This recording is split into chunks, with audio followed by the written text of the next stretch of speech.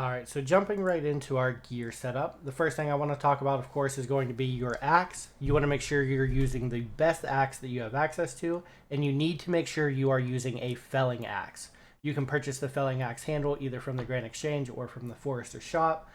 The reason for that is combined with the Forester's rations, it ends up being a 10% XP bonus at the cost of some of the logs that we are currently cutting. Next, we do have the full forestry outfit. You could also substitute in the full lumberjack outfit, whatever you prefer. The reason for that, of course, is it gives you a plus 2.5% XP bonus, stacking with the axe, bringing us to a grand total of 12.5% more XP. For our neck, we are going to be using the strung rabbit foot, and on our hands, we will be using the Twitcher's gloves. Both of these items are pretty easy to obtain. You get this one just from the Forester store. And the strung rabbit foot you can either make yourself or get right from the Grand Exchange. Both of these items make our bird's nest just a little bit better. The strung rabbit foot makes it so we are less likely to receive seeds and more likely to receive eggs or rings. And the Twitcher's gloves gives you a 20% increase to a certain drop. So for myself, I chose egg so I can hopefully get that evil chicken outfit one day. But if you're so inclined, you could choose clue or cedar ring if for some reason you wanted that. For your cape slot, you are going to want to have your forestry basket or whichever variation of this you currently have, just to store all of your forester's rations and any of the other drops that you may receive.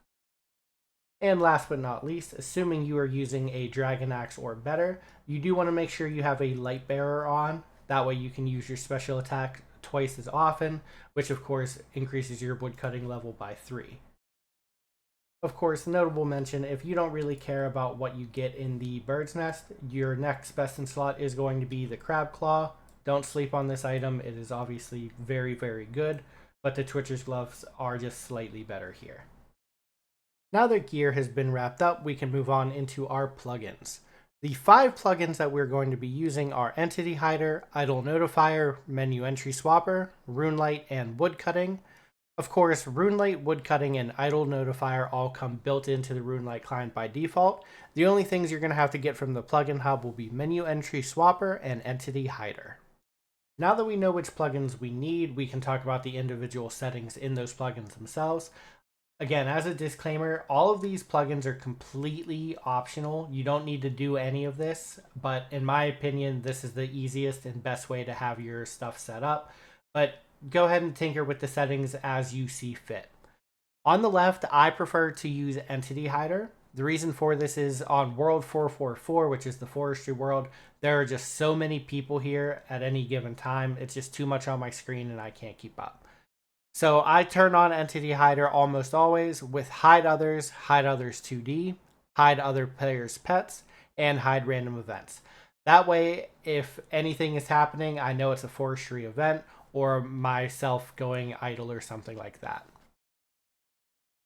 And speaking of going idle, our next 2 plugins are kind of going hand in hand with one another. They work in conjunction to let me know whenever I'm going idle. So the idle notifier you can adjust as you see fit, but basically I just need it to tell me whenever I have an idle animation, and that'll tell me whenever I've stopped chopping a tree, which either means I'm a full inventory or the tree has been depleted and I need to move on to my next one. The reason you need Runelight with that is you don't get a pop-up or any kind of notice unless you basically allow it to in the Runelight settings. So under notification settings, you'll see that I personally have no game message notifications checked. I do have a flash for 2 seconds, and I also use the send notifications when focused. You can see that's checked as well. What that does is even if Runelight is my screen where I last clicked and I just happen to look away, whenever I do go idle, it'll flash red for just 2 seconds. You can turn that off or you can make it longer or shorter, but all I really need is a quick blip to catch my attention, and I know I need to look back and take care of it. And on the right, you're going to see the woodcutting plugin that comes with Runelight by default. You'll see under the forestry section, I have most of my notifications turned off, with the exception of pheasant control and enchantment ritual. Reason for that, of course, is those are the last 2 clog items I need. before I have forestry completely green logged.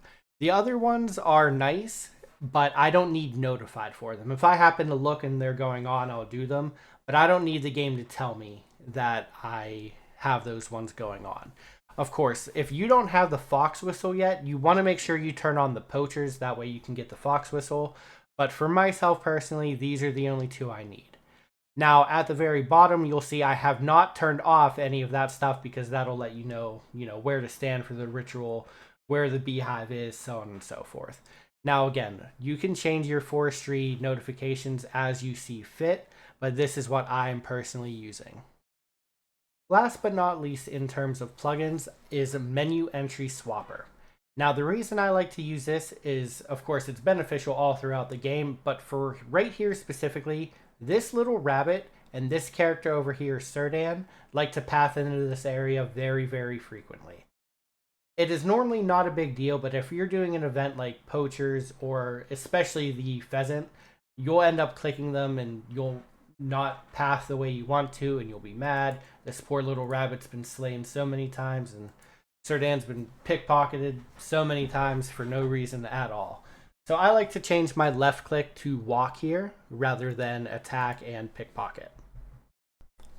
Alright, so now that we've gone over our plugins and our gear, now I'll show you what it looks like to just be on the forestry world.